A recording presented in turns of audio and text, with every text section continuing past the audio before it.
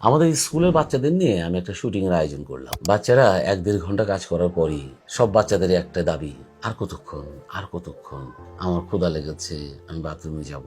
আর কাজ করতে পারছিল না। মানে 2-1টা শট নেওয়ার পরেই একটু দৌড়াদৌড়ি, একটু লাফালাফি, তারা পারছিল না। আমি ভাবলাম এটা কেন হচ্ছে? এটা হচ্ছে স্ট্যামিনার অভাব। বাচ্চাদের স্ট্যামিনা কমে যাচ্ছে।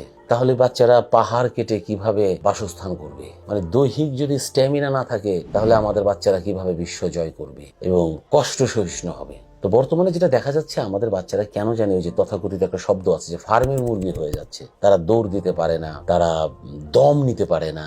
যেমন বলা হয় যে বাংলাদেশের ফুটবল টিম যখন বিদেশি কোনো দলের সাথে খেলে, ইউরোপিয়ান কোনো দলের সাথে খেলে, তারা 50টা গোল খাবে। কেন খাবে? প্রথম 20 মিনিট ভালো খেলবে, এরপর তারা আর চলতে পারবে না এবং তারা গোল খেতেই থাকবে। তার মানে হচ্ছে তাদের দম শেষ হয়ে যাবে। তাহলে দম হচ্ছে শক্তি। এখন এই শক্তিটা যদি একজন বাচ্চার ভিতরে থাকে, তাহলে সেই বাচ্চাটা নিজেকে সংরক্ষণ করতে পারবে। পথে ঘাটে আগুন লাগতে পারে, ছিনতাইকারীর কবলে পড়তে পারে, কত রকমের বিপদে পড়তে পারে। তখন তার দম থাকতে হবে, নিজেকে আত্মরক্ষা করতে হবে। এই প্রেক্ষিতে আমি একটা ছোট্ট ঘটনাই বলে ফেলি। জিরাফ একটা প্রাণী। জিরাফের বাচ্চা যখন জন্ম হয়, আমরা জানি যে গরু, ছাগল, কিছু প্রাণীর বাচ্চা আছে যে জন্ম হওয়ার পরেই দৌড় দেয়, লাফালাফি করে, মানে প্রাণবন্ত হয়ে যায়। তো জিরাফের বাচ্চা যখন হয়, মা জিরাফ তখন সেই বাচ্চাটাকে জোরে একটা লাথি মারে। লাথি মারার পর বাচ্চাটা দূরে পড়ে যায়। আবার জিরাফ তার কাছে যায়। বাচ্চাটা যেই কষ্ট করে উঠে দাঁড়ায়, মা আবার একটা লাথি মারে। আবার বাচ্চাটা দূরে সে পড়ে যায়। আবার মা যায়, যে আবার তাকে লাথি মারে। এভাবে কয়েকটা লাথি মারার পর জিরাফের বাচ্চাটা বুঝে ফেলে যে এখন আমার বাঁচতে হলে দৌড় দিতে হবে।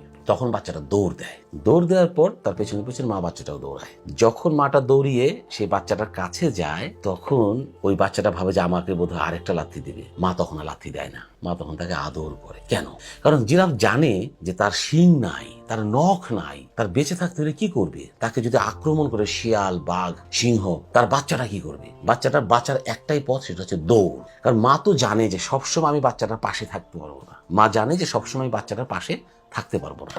তাহলে আমার কি করতে হবে? বাচ্চাটাকে স্বাবলম্বী করতে হবে, বাচ্চাটাকে স্ট্যামিনা দিতে হবে, বাচ্চাটা দম দিতে হবে, শক্তি দিতে হবে। এই জন্য জিরাফ জন্ম থেকে তার বাচ্চাটাকে এই প্রশিক্ষণটা দিয়ে দেয়। তা আমি যেটা চাই, আমাদের মা বাবারা, তারা তো চিরজীবন বেঁচে থাকবে না। তাদের বাচ্চাদেরকে সেই দমটা দরকার, সেই স্ট্যামিনাটা দরকার। তারা যাতে স্বাবলম্বী হয়, এর জন্য কিছু করা দরকার। তা না হলে কিন্তু আমাদের বাচ্চারা দমহীন হবে, কষ্ট সহিষ্ণু হবে না এবং কঠিন কোনো কাজের আগে তারা নেতিয়ে পড়বে এবং সাফল্য তাদের ধরা দিবে না। সুতরাং কষ্ট সহিষ্ণু বানান, বাচ্চাদেরকে ননির পুতুল বানাবেন না। ধন্যবাদ।